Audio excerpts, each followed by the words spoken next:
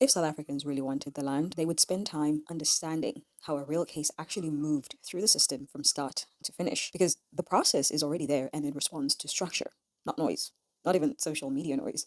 Although sometimes it helps. The Richtersveld community in the Northern Cape did not argue in public first. They built a case over years, gathered records of how they used the land, and formed a collective legal claim that could be tested in court. When the matter reached the Constitutional Court of South Africa in 2003, the judges looked at the evidence showing that the community had long-standing customary rights that existed before colonial control. The ruling confirmed those rights and ordered the return of both land and mineral rights from Alex Core. This is how land access works in practice. You start with a clear claim, you support it with verifiable history, you organize people into one legal voice, and then you move through a framework like the Restitution of Land Rights Act. So the courts can measure it against the Constitution. That process is slow, but it is precise, and it is the reason the outcome held. From there, the conversation shifts into what happens after the win, because ownership on paper still needs to be translated into economic control, and that part follows its own set of steps. After the 2007 settlement, the community entered a joint venture where the land-based mineral rights came from their side, while marine mining rights stayed with Alex Core, and the structure gave the state company majority control over operations,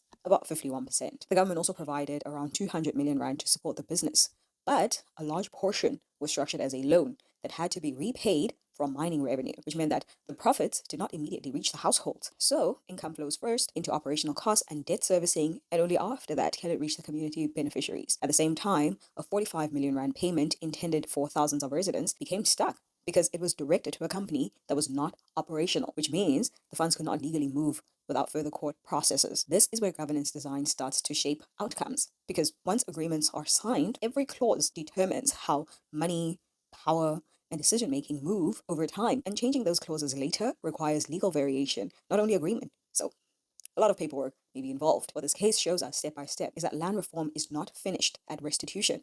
It continues through contracts, management structures, and daily oversight of how the land is used and how income is distributed.